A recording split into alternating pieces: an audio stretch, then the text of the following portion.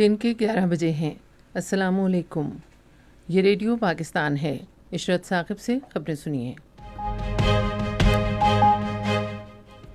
وزیر اعظم نے پولینڈ کے ساتھ تعلقات مستحکم کرنے کی پاکستان کی خواہش ظاہر کی ہے۔ پاکستان کے پارلیمانی وفد کے سربراہ نے اقوام متحدہ کے سیکرٹری جنرل پر زور دیا ہے کہ وہ پاکستان اور بھارت کے درمیان کشیدگی کم کرانے میں فعال کردار ادا کریں۔ پاکستان اور امریکہ نے ڈیجیٹل اثاثوں میں جدت اور ابھرتی ہوئی مالیاتی ٹیکنالوجیز کے بارے میں تعاون کو فروغ دینے میں دلچسپی ظاہر کی ہے۔ ضلع شمالی وزیرستان کے علاقے دتہ خیل میں سیکیورٹی فورسز نے خفیہ معلومات کی بنیاد پر ایک کارروائی کے دوران بھارتی حمایت یافتہ 14 خوارج ہلاک کر دیے ہیں۔ خبریں اب تفصیل کے ساتھ۔ وزیر اعظم شہباز شریف نے پاکستان اور پولینڈ کے تعلقات مضبوط بنانے کے عزم کا اظہار کیا ہے۔ انہوں نے یہ بات سماجی رابطے کی ویب سائٹ ایکس پر ایک پیغام میں کہی۔ پولینڈ کے صدارتی انتخابات میں کیرول نوروکی کو صدر منتخب ہونے پر مبارکباد دیتے ہوئے وزیر اعظم نے ملک کے روشن مستقبل کی تعمیر میں کامیابی کی غرض سے ان کے لیے نیک خواہشات کا اظہار کیا۔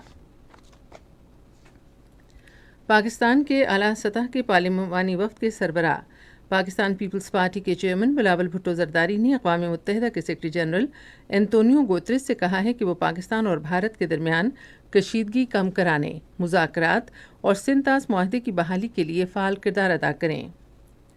انہوں نے نیو یارک میں اقوام متحدہ کے ہیڈ کوارٹرز میں اقوام متحدہ کے سیکرٹری جنرل سے ملاقات کے دوران مسئلہ کشمیر پر جامع مذاکرات کی ضرورت پر زور دیا۔ وفد نے سنتاز معاہدے کو معطل کرنے کے انسانی اثرات، بھارت کی بلا جواز اور بلا اشتعال جارحیت اور اقوام متحدہ کے منشور اور بین الاقوامی قوانین کی خلاف ورزی کے بارے میں بھی بریفنگ دی۔ سیکرٹری جنرل اینٹونیو گوتریس نے پاکستان کی امن پسندی کی خواہش کا خیر مقدم کیا اور خطے میں امن، تحمل اور سفارتکاری کے تحفظ کے لیے اقوام متحدہ کے پختہ عزم اور گہری دلچسپی کا اعادہ کیا۔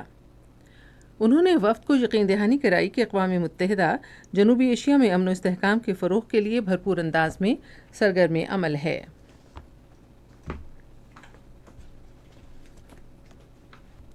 بلاول بھٹو زرداری نے جنرل اسمبلی کے صدر فلمون یانگ سے ملاقات میں انہیں بھارت کی طرف سے کسی قابل اعتماد تحقیق کے بغیر پاکستان پر عجلت میں لگائے گئے بے بنیاد الزامات پر پاکستان کی گہری تشویش سے آگاہ کیا۔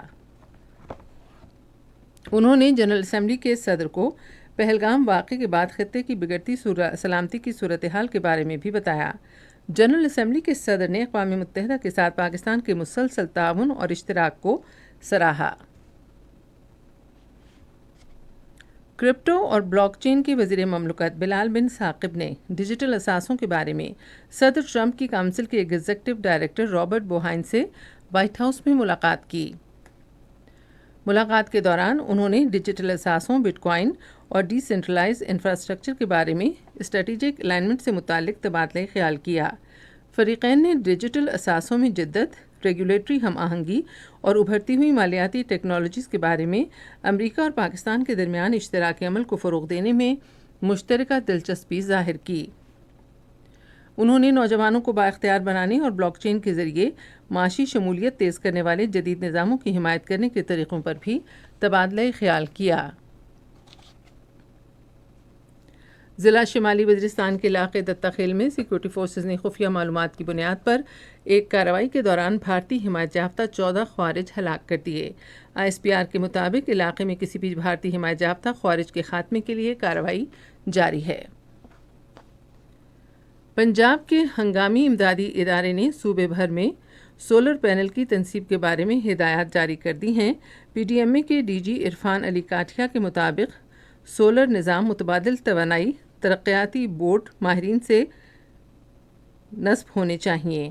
انہوں نے اسکولوں، اسپتالوں اور سرکاری دفاتر سمیت حساس عمارات پر پہلے سے نصب شدہ سولر نظام کا فوری جائزہ لینے کا بھی حکم دیا۔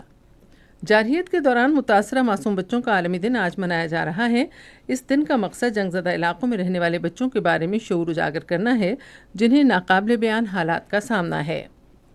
پاکستان ہاکی فیڈریشن نے 15 سے 21 جون تک ملیشیا میں ہونے والے نیشنز ہاکی کپ کے لیے اماد بٹ کی قیادت میں 20 رکنی ٹیم کا اعلان کیا ہے۔